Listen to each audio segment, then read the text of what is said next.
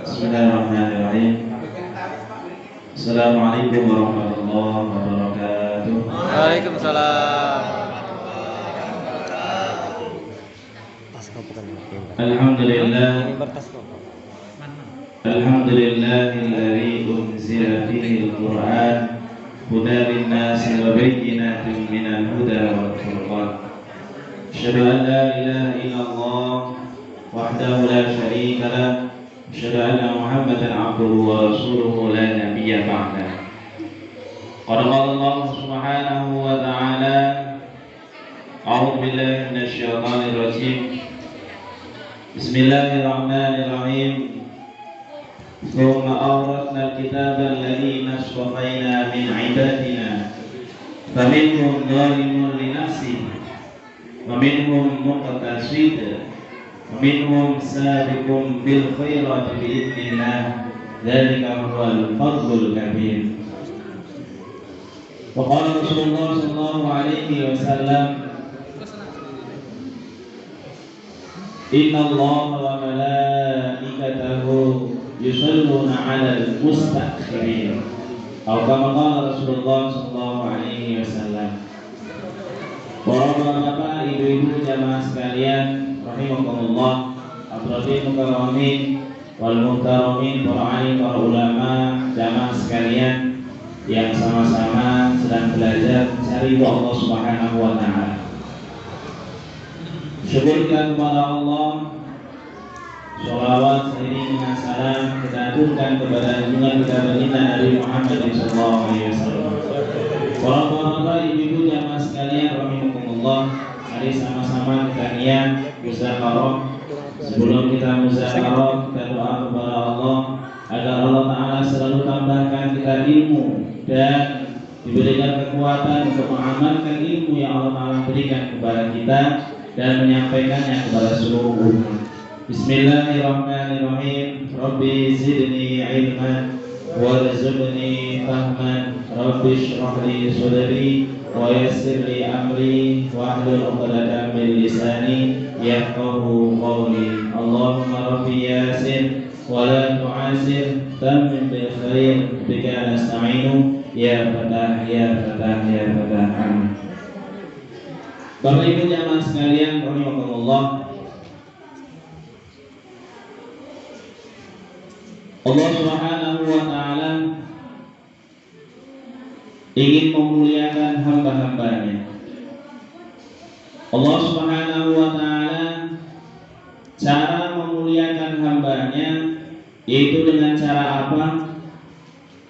Yang pertama, Allah Subhanahu wa taala berikan iman kepadanya. Yang kedua, Allah Subhanahu wa taala berikan ia kekuatan untuk hari demi hari sibuk memikirkan iman kepada dirinya. Kemudian yang ketiga, yaitu Allah Subhanahu wa taala berikan ia kesibukan bukan hanya memikirkan iman dirinya, tapi juga memikirkan iman keluarganya. Kemudian yang keempat, Allah Subhanahu wa taala berikan ia kesibukan untuk memikirkan iman dirinya, keluarganya dan tetangga-tetangganya. Kemudian yang kelima, Allah taala berikan ia iman, kemudian sibuk memikirkan iman dirinya, keluarganya, tetangganya dan umat Islam seluruh alam. Kemudian yang ketujuh, Allah taala berikan ia iman dan sibuk memikirkan iman dirinya, keluarganya, tetangganya, umat seluruh alam dan juga umat-umat lain yang belum beriman kepada Allah Ta'ala. Yang terakhir, Allah Ta'ala berikan ia kesibukan. Dengan kesibukannya ia dikorbankan oleh Allah Subhanahu wa taala dirinya dan juga hartanya untuk dikorbankan perkara iman. Hadirin jamaah sekalian rahimakumullah, seluruh para nabi alaihi salam, para dai-dai Allah Subhanahu wa taala yang jumlahnya yang kita kenal 25. Namun Imam Ghazali rahimahullah menulis dalam kitab Fathul Bari bahwa dai-nya Allah Subhanahu wa taala kurang lebih ada sekitar 124.000. Pintar Pak? 124.000. Yang kita kenal 25. Dari sekian banyak Nabi dan Rasul, para dai Allah Subhanahu wa taala 124.000 itu semuanya Allah taala korbankan untuk agama. Semuanya Allah taala korbankan untuk agama. Membawa satu risalah yang sama, ya ayyuhan nas qul la ilaha illallah muslimun. Wahai manusia, ucapkanlah la ilaha illallah tuflihun. Ucapkanlah tiada yang berhak disembah kecuali Allah, maka kalian akan menjadi orang yang beruntung. Ini setiap nabi membawa tugas tersebut, sama tugasnya. Ketemu orang, ucapkan la ilaha illallah. Ketemu orang, ucapkan la ilaha illallah. Ada yang terima tapi tidak ikut, ada yang terima langsung ikut, ada yang tidak terima tapi juga tidak melawan, ada yang tidak terima tapi melawan. Yang parah lagi, sudah tidak terima, melawan, diusir pula. Dan alhamdulillah, tim Safari Ramadan dari Kecamatan Paridu yang dikoordinir oleh Ketua KUA, Bapak KUA dan Ketua Masjid Al-Muhajirin bukan diusir, tapi disediakan. Nah, tidak bisa disebutkan satu-satu, Pak. Ini silaturahminya sekarang mudah, Pak. Kalau umat-umat terdahulu ketika didatangi oleh Nabi, padahal yang jumpai mereka siapa, Pak? Nabi, bukan Pak Sani, bukan Pak Haji Boy yang datangi, bukan, Nabi yang datangi. Tapi umatnya nolak. Bukan hanya nolak lagi, ngusir pula. Kita sebutkan satu persatu sampai subuh tidak selesai. Kata Pak Teguh, dasar nengok jam Ustaz, aku nengok Pak Saidul. Lama-lama Ustaz jam 9 saya kita balik katanya. Nah, jadi saya mau nengok jam rasanya kan gitu. Nah, salah satunya Nabi Zakaria alaihissalam. Kurang hebat apalagi Nabi Zakaria. Datang ke umatnya, ditolak. Kemudian kita kejar, sembunyi di dalam kayu, dalam pohon. Diketahui oleh iblis. Iblis ngasih tahu. Maka Nabi Zakaria alaihissalam digergaji. Saat digergaji oleh umatnya, pada waktu itu kena kepala, hampir setengah imannya hilang. Hampir setengah imannya Nabi Zakaria hilang. Lah kalau Pak Heri Kukuh yang datang ke kaum, kemudian la ilaha illallah dikejar-kejar, masuk ke salib, digergaji, kira-kira imannya hilang berapa, Pak Heri? Nah, Nabi Zakaria saja imannya hampir hilang separuh. Maka ketika itu, hai Zakaria, kata Allah, 1% lagi imanmu hilang, maka kau akan kucabut dari kenabian. Separuh 1% lagi hilang, maka akan kucabut daripada kenabian dari dirimu. Maka langsung ia ucapkan la ilaha illallah. Maka langsung imannya naik lagi, dan ketika digergaji tidak terasa sakit kok. Ini Nabi Zakaria. Kemudian nabi-nabi yang lain juga seperti itu. Nabi Yunus alaihissalam dakwah di kampung. Berapa lama dakwahnya, Pak? Masa gimana? Berapa lama? Nabi Yunus dakwahnya. Kalau Pak Ghazali dakwah di Sengoret berapa lama? Belum nyampe 10 tahunnya. 1 tahun katanya. Nabi Yunus dakwah di kampungnya sendiri, Pak, 40 tahun. 40 tahun. Ini baru 1 tahun. Dapat berapa umat? Maksudnya dapat berapa murid? Nabi Yunus alaihissalam keluarganya sendiri tidak terima. Kemudian 40 tahun ia dakwah di kampungnya sendiri. Kemudian akhirnya hijrah ke kampung sebelah selama diperintahkan Allah Ta'ala, ya Yunus, kau dakwahlah ke negeri sebelah. Karena di kampungmu kau sudah terima, Alhamdulillah saya di Merak diterima, di sini diterima. Jadi nggak usah lama-lama, setengah jam aja. Nah, Nabi Yunus buat dakwah, suruh buat dakwah menyebarkan agama di kampung sebelah berapa lama? 40 hari saja. Di kampungnya sendiri 40 tahun belum dapat umat. Siapa tahu di kampung sebelah ada orang yang terima. Biasanya seperti itu, Pak. Saya di kampung halaman saya bukan tidak diterima, saking diterimanya lah saya suruh ke Kalimantan, kan gitu Pak. Nah, Nabi Yunus alaihissalam diberitakan Allah Taala dakwah di kampung sebelah, karena tidak ada yang tahu seluk beluk Nabi Yunus, silsilahnya tidak ada yang tahu, juga tidak diterima juga, kejelekannya juga tidak ada yang tahu, juga tidak diterima. Ya Yohanes, ucapkanlah la ilaha illallah supaya kalian beruntung. Tidak mau ucapkan la ilaha illallah, maka tidak sabar Nabi Yunus. Nabi Yunus tidak sabar. Baru 39 hari kabur, pulang kampung mudik. Aku sudah tidak sabar, sudah kangen sama bini aku di rumah, kan gitu. Padahal suruh diperintahkan 40 harinya perginya. Baru 39 pulangnya. Tidak dapat umat satupun. Maka dalam perjalanan naik kapal, kisahnya sudah banyak yang tahu lagi. Saya cuma bisa tahu saja. Di kapal goyang, diundi. Di situ ada kepala sukunya, ada kepala abin kapal yang biasa dipercaya sama orang situ. Maka biasanya nih kalau kapal yang goyangnya ada orang yang berbuat dosa di sini. Diundi, Pak. Keluar nama Yunus. Padahal Yunus ini rajin orangnya, rajin ibadah, tidak mabuk, tidak apa, tidak mungkin dia orang yang jelek, orang yang salah, orang yang jahat. Ulangi lagi, keluar lagi Yunus lagi. Yang ketiganya lagi keluar lagi nama yang sama. Akhirnya dipanggillah Yunus. Ketika dipanggil, diceritakanlah, maka langsung Yunus alaihissalam, Nabi Yunus alaihissalam tanpa dilempar oleh kawan-kawan atau penghuni kapal, loncat sendiri, Pak. Loncat sendiri. Karena apa? Merasa bersalah, merasa berdosa, mengingkari Allah Subhanahu wa taala. Suruh buat dakwah di kampung sebelah 40 hari, 39 hari pulang. Maka dia nyebur ke lautan. Maka langsung tenang kapal tersebut, Pak.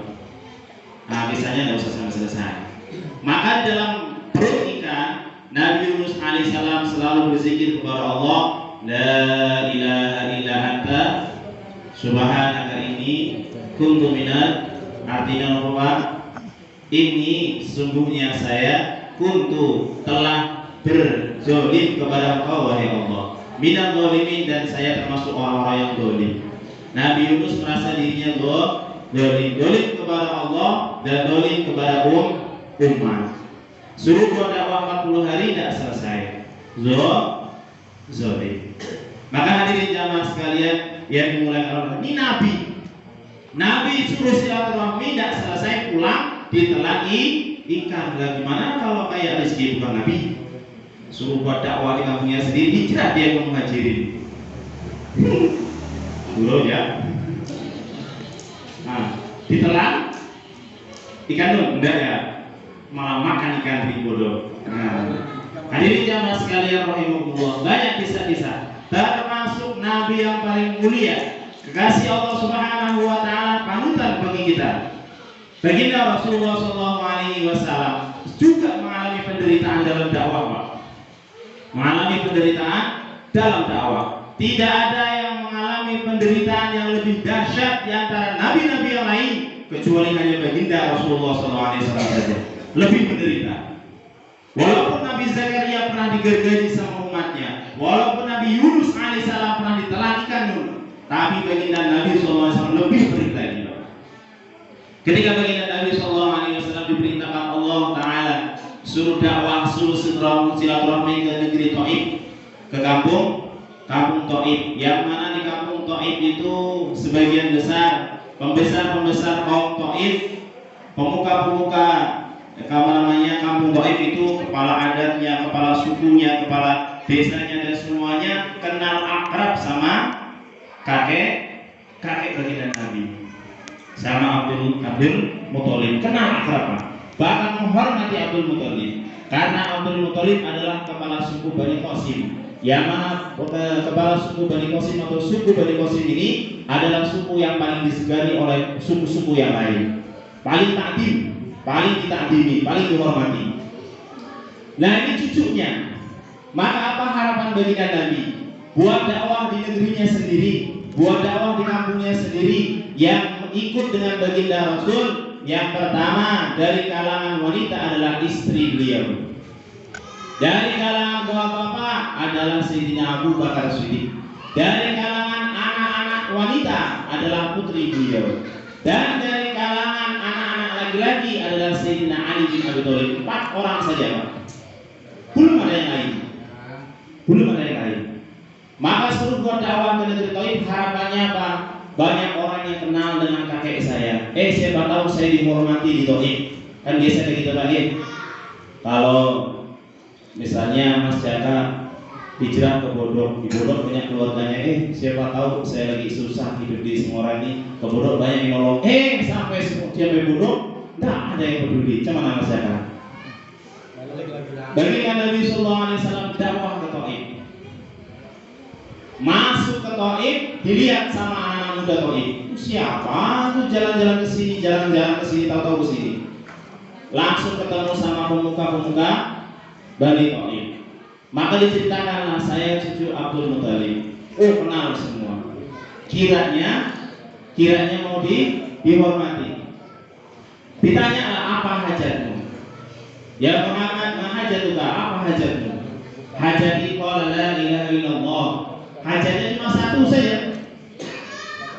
Ucapkanlah la ilaha illallah. Apa jawaban penduduk Taif? Apa jawaban daripada pemuka-pemuka Bani Taif? Kalau kamu datang ke sini minta istri saya kasih. Kamu datang ke sini minta jabatan karena kami mandat daripada kamu cucu daripada Abdul Muthalib, saya kasih kamu jabatan. Kalau kamu minta harta saya kasih. Tapi kalau kamu ngajak saya kepada Tuhan yang satu, saya tidak mau. Apa jawabannya, Pak? Ya Muhammad, jika kamu ingin punya istri, cari. Mau 1, 2, 3, 4, 5, sampai 10 dikasih, Pak. Gitu. Mau minta harta, dikasih. Minta jabatan, dikasih. Gak usah nunggu 5 tahun lagi dari DPR, gak usah. Langsung dikasih. Tapi Nabi Muhammad tidak minta itu. Nabi Muhammad minta apa? Minta supaya pemuka-pemuka Taif masuk Islam. Tapi bukan hanya ditolak, Pak. Diusir. Setelah diusir bukan hanya suruh pulang, diusir gitu aja, Pak. Pemuka-pemuka Taif nyuruh anak-anak muda yang gagah-gagah angkat batu seberat-beratnya. Yang tak mampu 10 kilo angkat 5 kilo. Yang tak mampu 5 kilo cari kerikil-kerikil. Ibu-ibu yang hamil pun ikut cari kerikil. Untuk apa, Pak? Untuk melempari Nabi Muhammad. Yang sedang membersihkan tai unta di belakang kandang, ambil tai untanya, dilemparnya Rasulullah. Bukan hanya diusir saja, Pak, tapi dilempari batu, dilempari kotoran. Maka baju baginda Nabi putih warnanya. Pulang sampai rumah dilihat oleh Sayyidina Fatimah Az-Zahra. Dilihatnya nangis putri beliau. Kemudian karena putrinya sayang kepada bapaknya, langsung dipeluknya, Pak. Tanpa nunggu suruh mandi, dipeluknya. Anak yang masih kecil, usianya waktu itu usia di bawah 9 tahun Sayyidina Fatimah. Maka dipeluknya langsung kayak ayahnya. Maka istri beliau Sayyidina Khadijah nangis nengoknya. Maka waktu itu hadirin dan hadirin rahimakumullah, maka anaknya yang masih kecil mengatakan, ya abuka, wahai bapakku, engkau adalah kekasih Allah, tetapi penderitaanmu, Masya Allah, nangis, Pak. Maka dijawablah oleh baginda Rasul, ana abduka, saya adalah hamba Allah Subhanahu wa ta'ala. Maka hadirin jamaah sekalian yang dimuliakan Allah Subhanahu wa ta'ala, doa baginda Nabi Sallallahu Alaihi Wasallam.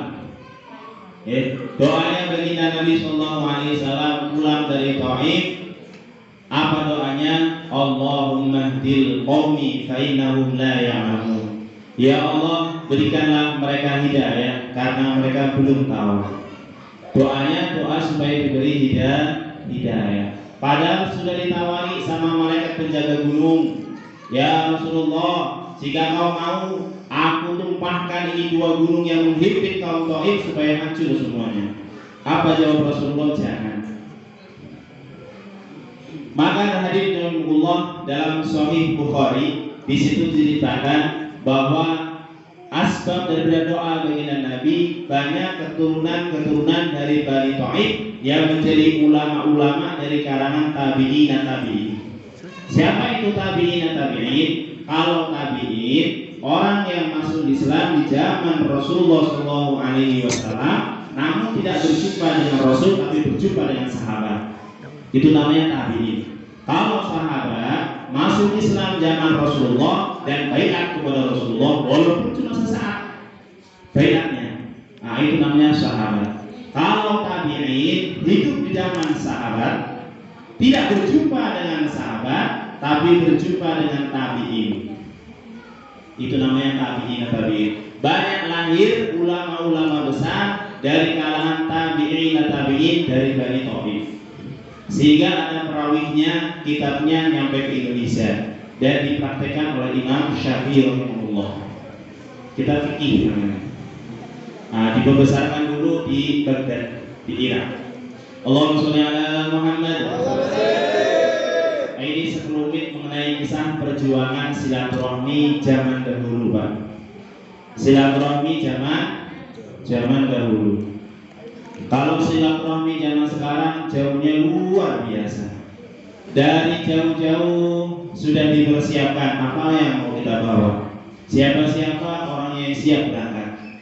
Kemudian tuan rumahnya atau yang dikunjungi juga sudah disiapkan dari mulai hari Jumat. Potong ayam untuk tamu yang akan datang. Ya Pak. Betul Pak. Disediakan kue porsi 100 orang. Yang datang 10 mobil, tapi orangnya satu mobil 3. Bahkan saya pun satu kendaraan 2 orang saja. Motor. Nah, ini silaturahmi Pak. Sudah disiapkan dulu. Sudah disiapkan sama tuan rumah. Yang akan dikunjungi akan menyambutnya dengan senang hati. Tapi hadirin rahimakumullah, anehnya masih ada orang yang tidak mau silaturahmi. Padahal kata Al-Ghazali, barang siapa yang silaturahmi, salah. Gimana tadi ya? Barang siapa yang ingin dipanjangkan umurnya, diberkahi rezekinya, dihindarkan dari bala dan bencana serta musibah, maka rajin-rajinlah sambung silaturahmi. Ya, gitu ayat. Begitu, sambung silaturahmi.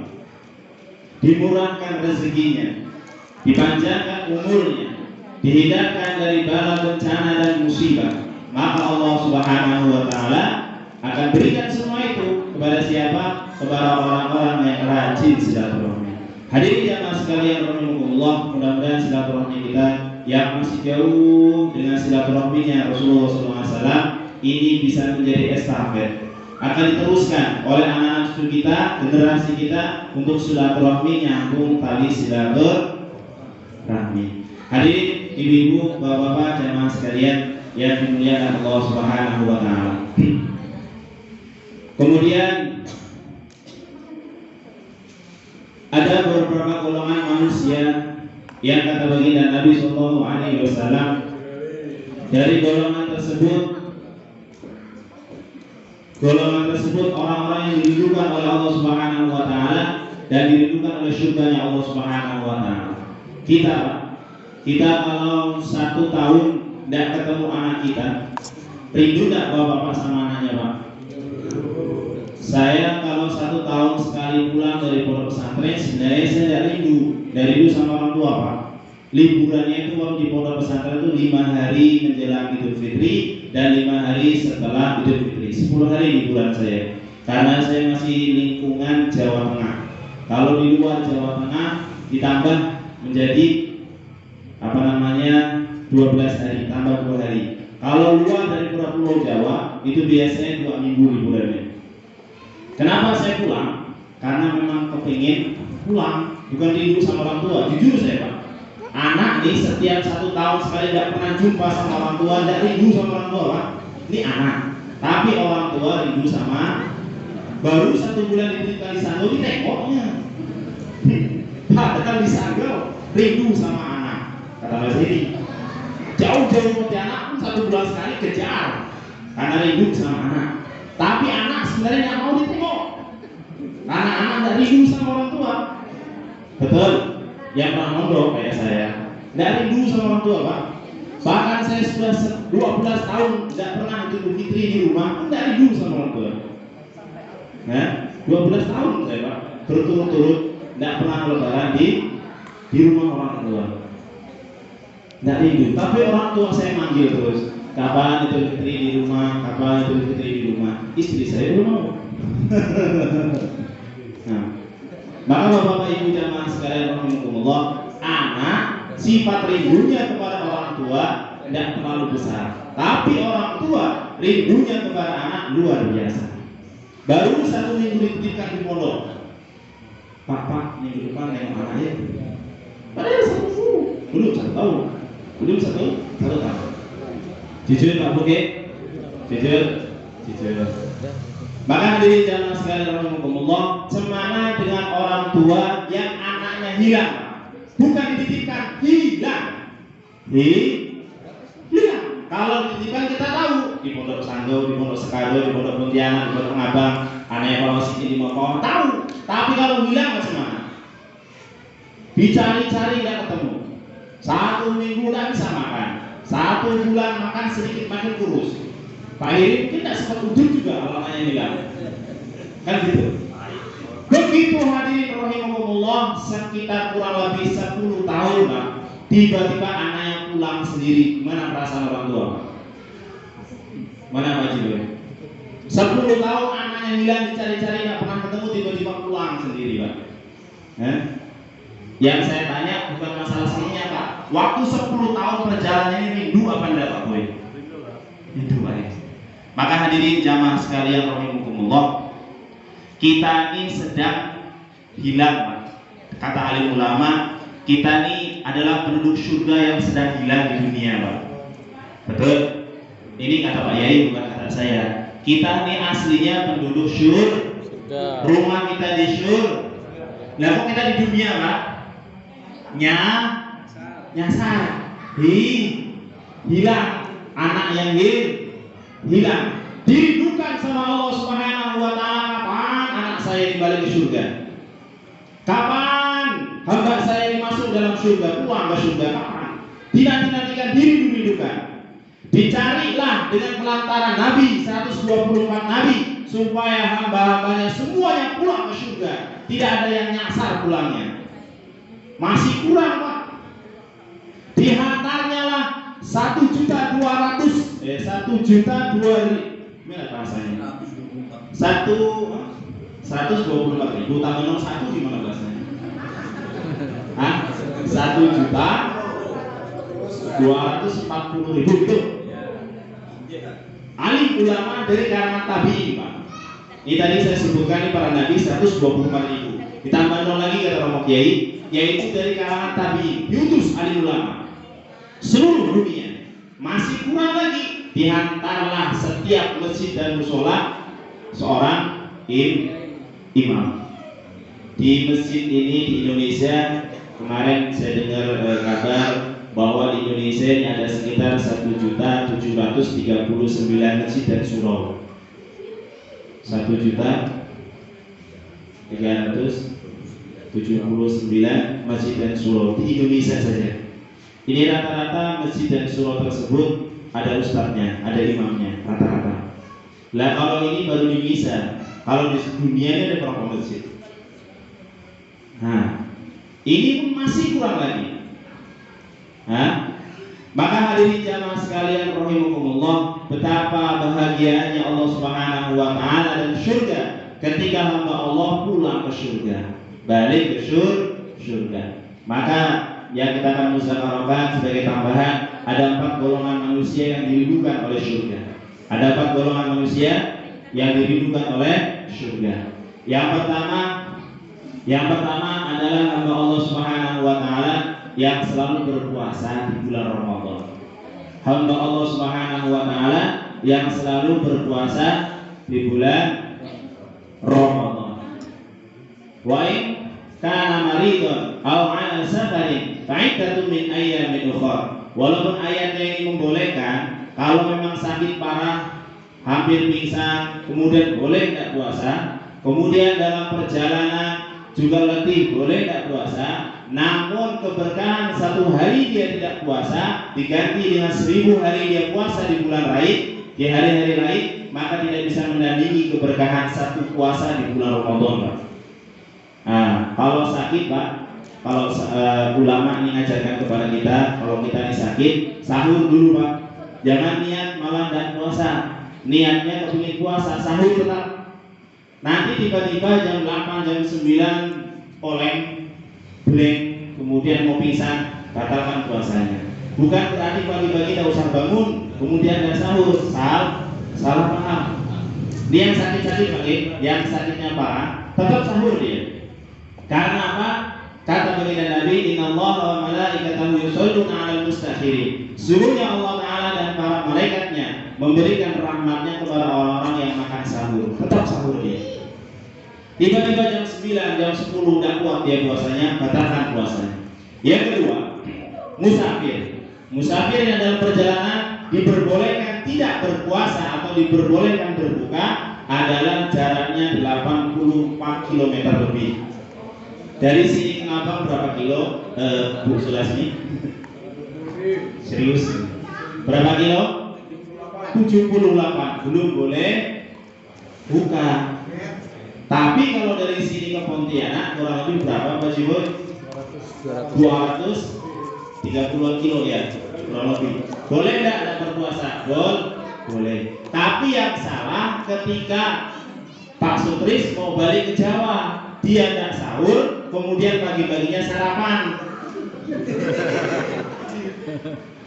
Saya cerita nyata, Pak. Dulu saya tahun 2010 pernah diminta imam di masjid perumahan Pondok Cipinang, perumahan Pondok Indah Cipinang 1 di Jakarta Selatan. 1 bulan full, setiap harinya hafalannya urut, tidak macam Abu Zaid tadi, rokaat pertama wa masri, rokaat kedua surah al-mulk kan. Maaf ya, tidak salah. Nah, tidak macam itu, tapi diurut ya, dari juz 1 terus sampai juz 12. Maka di hari terakhir, 1 minggu terakhir itu pernah saya jalan-jalan pagi. Pura-pura lah saya nggak tahu karena Pak Haji bendahara masjid, alhamdulillah orangnya dari sini di Jakarta, lagi sarapan sekeluarga. Saya pura-pura nggak tahu. Dipanggil lah saya, "Assalamualaikum Pak Ustaz." Akhirnya saya noleh pulang, "Waalaikumsalam Pak Haji." Pura-pura nggak tahu padahal saya jalan. Tiba-tiba, "Maaf Ustaz ya, kami sarapan, kami mau balik." Balik kemana? Mau balik ke Demak. Maaf ya orang Demak ya. Mau balik ke Demak. Nah, mau balik ke Demak. Nah, begitu loh. Jadi satu keluarga pagi-pagi sekitar jam 7 sarapan. Ya betul, memang sudah Pak Haji. Tapi namanya kan tidak saya sebutkan. Bapak pun tidak tahu, saya aja yang tahu. Maka di sini Pak, saya buka lagi. Di situ saya buka lagi, saya tanya sama Romo Yai. Ternyata diperbolehkan berbuka apabila di dalam perjalanan. Di perjalanan, lo masih di rumah ya, belum disebut musafir. Masih di rumah. Wa in kana maridun aw 'ala safarin, atau musafir. Kalau masih di rumah belum disebut musafir. Betul Pak Nuh ya? Pak Nuh akan disebut musafir apabila sudah sampai Bodoh. Mau kemana Pak Nuh? Mau ke Pontianak, disebut musafir. Tapi kalau masih di rumah, mau kemana Pak Nuh? Insya Allah saya mau ke Pontianak. Tapi masih di rumah, belum disebut musafir. Jadi nanti bapak-bapak, ibu-ibu yang mau pulang ke Jawa, mau pulang ke Pontianak, pagi tetap sahur, kemudian tetap dia puasa. Di tengah-tengah perjalanan tiba-tiba mual nggak mampu puasa, boleh berbuka. Itu disebut namanya musafir. Tapi walaupun seperti itu, Bapak Ibu jangan sekalian rahimakumullah, pahala atau barokah puasa di bulan Ramadan tidak akan bisa ditandingi walaupun kita puasa sunnah 1000 hari di hari-hari lain. Tidak bisa tandingi, Pak. Yang pertama. Yang kedua yang dirindukan Allah Ta'ala dan surga adalah Alhamdulillah kami dari Purwok tadi lapar semua, betul? Tidak ada yang kenyangan di rumah? Saya pun lapar sekali, haus sekali sampai sini. Bukan suruh minum, suruh takdim dan makin haus lah saya. Aduh, sudah naik motor ngebut, istri saya dulu pelan-pelan ngejar maghrib biar sampai sana minum. Sampai sini belum minum pula. Suruh takdilan pula. Allah, sudah saya takdilan. Nah, ini lapar semua Pak, haus semua. Maka bapak-bapak, ibu-ibu, jamaah Masjid Nur Hidayah di Sengorek, insya Allah dapat pahala ini, yaitu memberi makan kepada orang yang sedang kelaparan Pak. Kami kelaparan betul semuanya, kelaparan semua. Nah, maka nanti bapak-bapak boleh besok ke Merati, kalau jumpa saya bilang ya saya lapar bosan dari pagi belum makan, saya kasih makan Pak. Nah, maka kata alim ulama, jangan sekali-kali ada orang yang minta-minta sama kita apalagi lapar, menyebut nama Allah kita tidak kasih apa-apa Pak. Ada nggak yang pengamen-pengamen nyebut nama Allah Pak? Ada kan? Demi nama Allah Pak Ustaz, Pak Haji, Bu Haji, kami satu hari belum makan, kasih kami sedekah. Jangan sekali-kali nggak dikasih Pak, walaupun Rp1.000. Kalau zaman dulu Pak Ye makannya Rp100, karena saya pernah makan di warteg, harganya masih 500 perak. Wajar kalau sedekah 100 perak. Dan kalau sekarang sedekah 100 perak berapa Pak? 1.000 aja dapat gorengan separuh. Nah, maka saya sering diolok kalau di pasar senggol. Ada ibu-ibu, bapak-bapak, bawa kotak aman. Itu Ustaz, kena saya sering Pak. Itu kawan-kawannya kalau yang sering kesenggol. Itu Ustaz, saya sering kena. Bawa kotak aman. Aduh, sering kan? Tadi sering yang mau sulit Pak. Tapi saya tidak sebutkan nominalnya. Masukkanlah, cari uang yang paling bagus. Yang paling bagus 2.000. Masukkan 2.000. Nah, kan tidak 1.000 Pak, tidak 1.000 kan? 2.000. Masukkan. Besok ketemu lagi Pak. Memang rutin. Nah, ini dalam satu Ramadan tak cerita ada Pak ibu-ibu dan bapak-bapak sudah ke pasar senggol. Ngakunya untuk pondok pesantren di Pontianak tapi tidak tahu Pontianak mana. Pokoknya kalau bapak-bapak, ibu-ibu ketemu orang seperti itu, tidak usah banyak nanya. Kalau memang mau ngasih niat sedekah, betul Pak? Masukkan aja 5.000. Tapi insya Allah kalau sekelas Pak Manapnya agak merah-merah sedikit lah. Nah, begitu Pak. Jangan sampai pergi kita tidak ngasih, walaupun sedekah kata Pak Teguh senyum. Maaf Pak, senyum. Kata Pak Teguh. Baiklah Bapak Ibu rahimahullah, ini yang kedua. Yang ketiga, yaitu orang-orang yang suka menyambung silaturahmi. Orang-orang yang menyambung silaturahmi ini dirindukan Allah Ta'ala dan dirindukan surga. Karena apa? Amalan surga ada dua Pak. Yang pertama amalan surga adalah pernikahan, yang kedua adalah silaturahmi Pak. Jadi nanti kalau Bapak Ibu semuanya kepingin masuk surga, pertama kali yang akan dilakukan di surga bukan bangun masjid, bukan bangun rumah, bukan Pak, tapi nikah dulu, cari bini. Mana bininya Mas Tukimania? Oh, ditinggal di Borok. Cari mana bininya Pak Sajiman? Maaf orang tua. Dicari istrinya. Cari istrinya, bukan cari bidadari, betul Bu? Tidak cari bidadari Bapak, cari istri. Pertama bapaknya pulang habis manen sawit, kata Pak Manap, cari istrinya dulu. Ngapa? Haus. Minum haus, nah, cari istrinya dulu. Dan cari siapa sama. Kita masuk surga yang pertama kali dicari istri. Kemudian diadakan pernikahan. Siapa yang pertama kali menikah Pak? Baginda Rasulullah Sallallahu Alaihi Wasallam. Nikah dengan siapa? Dengan Khadijah. Kemudian pernikahan Rasulullah yang terakhir yaitu menikah dengan Siti Asia. Siapa Siti Asia? Istri Fir'aun. Kenapa di surga tidak ketemu Fir'aun? Fir'aun tadi tidak di surga. Maka Siti Aisyah jadi perawan, bukan jadi janda. Jadi perawan. Tidak punya suami Pak. Di sana tidak ada janda, maaf. Tidak ada janda di sana. Perawan semua Pak. Nah, Maka Siti Aisyah dipanggil oleh Allah Ta'ala, dihadapkan kepada baginda Nabi, dinikahkan mereka. Semuanya diundangkan para nabi. Para nabi alaihissalam diundang, para sahabat semuanya diundang. Dan dari umat akhir zaman ini ada yang diundang. Salah satunya yang mendapatkan undangan itu, kata alim ulama, yaitu seorang yang berjuang agama 2 tahun berturut-turut tidak ketemu keluarganya. Ada di sini? Tidak ada, termasuk saya juga tidak. Setiap hari ketemu istri. 2 tahun berturut-turut memperjuangkan agama, tidak bertemu dengan keluarganya. Siapa dia? Imam Ghazali rahimahullah alaih. Imam Ghazali buat dakwah keliling jalan kaki 10 tahun tinggalkan anak istri, Pak. Pak Ghazali istrinya ada di sini. 10 tahun Imam Ghazali ngarang kitab dan ketemu istrinya. Maka beliau mendapatkan undangan. Padahal Imam Ghazali bukan sahabat, bukan nabi. Dapat undangan, Pak. Kita minta undangan Pak Teguh 2 tahun di masjid sini tidak usah ulang.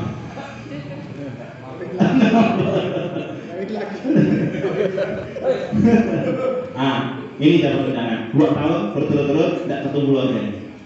Tapi bukan untuk urusan dunia kerja seperti di Arab Saudi dari TKI, TKW, maaf, urusan dunia tidak termasuk. Yang dimaksud adalah urusan agama. Allahumma sholli ala Muhammad. Sebagai penutup, yang keempat yang dirindukan Allah Ta'ala dan surga adalah umatnya Rasulullah, hamba Allah Subhanahu wa Ta'ala yang bangun malam meninggalkan istrinya yang cantik dan kasurnya yang empuk pada waktu dingin. Siapa yang pernah seperti itu? Saya insya Allah dulu pernah. Nah, siapakah? Umatnya Rasulullah yang bangun malam meninggalkan istrinya yang cantik dan kasurnya yang empuk dalam keadaan cuaca dingin. Kalau mau sahur lain dalilnya. Hari-hari biasa ditinggalkan. Ini maka orang-orang yang seperti ini dirindukan oleh Allah Subhanahu wa Ta'ala. Kita ada di golongan keberapa, Pak? Mudah-mudahan masuk semuanya. Rajin puasa di bulan Ramadan, kemudian rajin nyambung silaturahmi, rajin bersedekah, dan rajin bangun malam. Afsus salam bainakum. Maka keempat golongan tersebut akan dipanggil oleh surga. Assalamualaikum. Surga yang manggil. Bukan kita masuk rumah assalamualaikum, tapi penghuni rumah itu yang memanggil kita. Assalamualaikum, hai Pak Heri, masuklah. Karena engkau rajin sedekah. Assalamualaikum Pak Sagiman, masuklah kau ke surga. Karena setiap malam kau bangun malam. Ya karena Pak Sagiman ibunya sudah tua. Coba kalau termasuk kelas saya, guru kayak guru. Kan tadi dalilnya apa, Pak? Dalilnya bangun malam meninggalkan istrinya yang cantik. Tapi istri Pak Sagiman paling cantik, Pak ya, menurut Pak Sagiman. Nah, ini ngaji sambil gurau karena saya anak muda, jadi supaya tidak merasa menggurui orang tua, saya ajak bergurau. Dan tapi mudah-mudahan ilmu yang bersama-sama kita muzakarakan bisa kita amalkan dalam kehidupan kita petik dan kita amalkan dan juga kita sampaikan kepada seluruh umat. Amin. Amin ya rabbal alamin. Demikian yang bisa saya sampaikan. Banyak kesalahan dan kekurangan adalah khilafan dari saya pribadi, dan benarnya semua mutlak dari Allah Subhanahu wa Ta'ala. Saya akhiri, subhanallah bihamdihi, subhanakallahumma bihamdika, asyhadu an la ilaha illa anta, astaghfiruka wa atubu ilaik. Billahi taufiq wal hidayah. Assalamualaikum warahmatullahi wabarakatuh. Waalaikumsalam.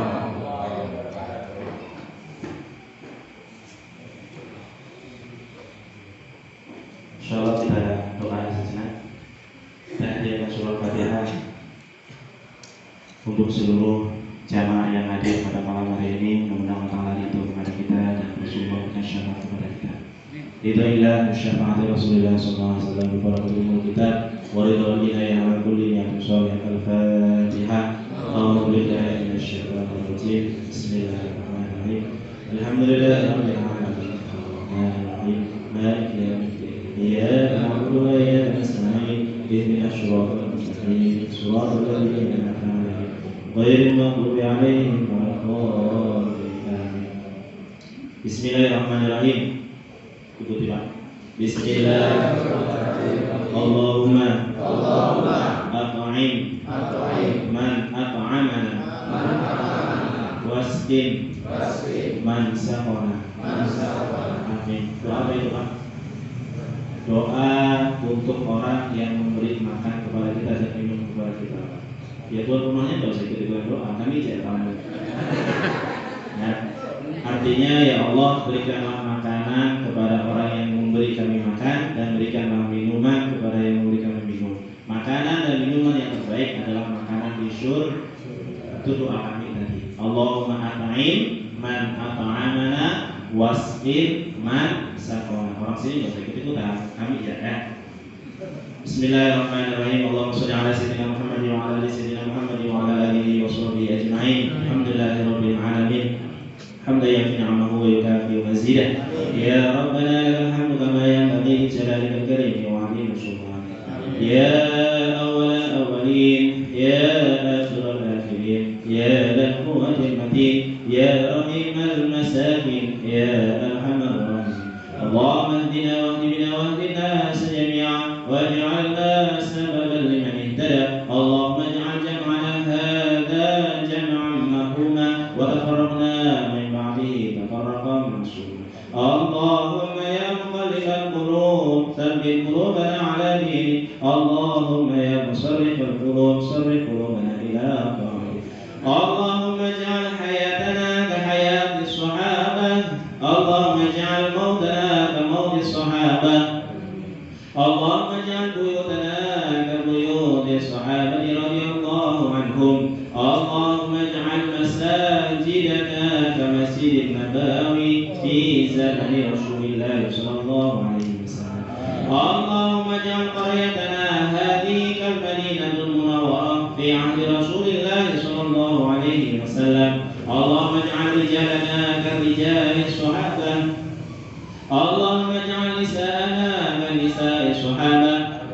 Allahumma ij'al awladana ka awladi sahabah. Allahumma ij'al banati ka banati sahabah. Allahumma ij'al bintul waladi ka bintul waladi sahabah. Allahumma ij'al sibyanana ka sibyani sahabah. Allahumma ij'alhum hafadhat al-Qur'an, al-ulama al-'amilin, al-qurra al-mu'ajjalin, ad-da'i ila dinika fi anjamil 'alam.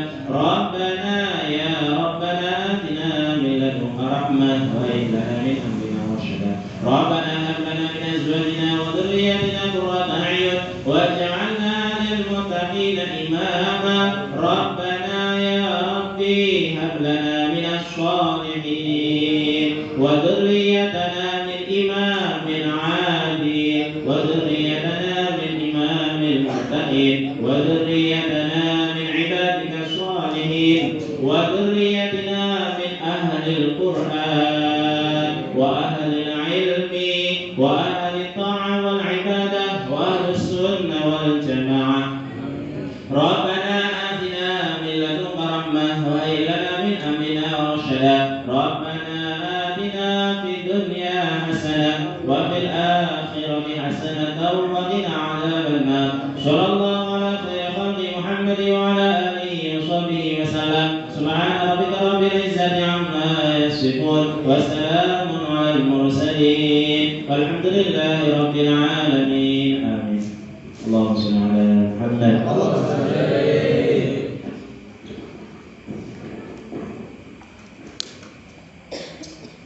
Sekali lagi mewakili jamaah Majelis Nur Semoreh, kami banyak mengucapkan terima kasih atas kedatangan bapak-bapak dan ibu-ibu di Musafir Ramadan, terutama tausiahnya dari Pak. Ini bisa menambah semangat kami untuk membangun masjid. Saya pribadi sebagai MC mohon maaf tentunya masih banyak kesalahan. Dengan berakhirnya doa tadi, maka acara tamat pada malam hari ini sudah selesai. Kurang lebihnya saya mohon maaf. Assalamualaikum warahmatullahi wabarakatuh. Waalaikumsalam warahmatullahi wabarakatuh.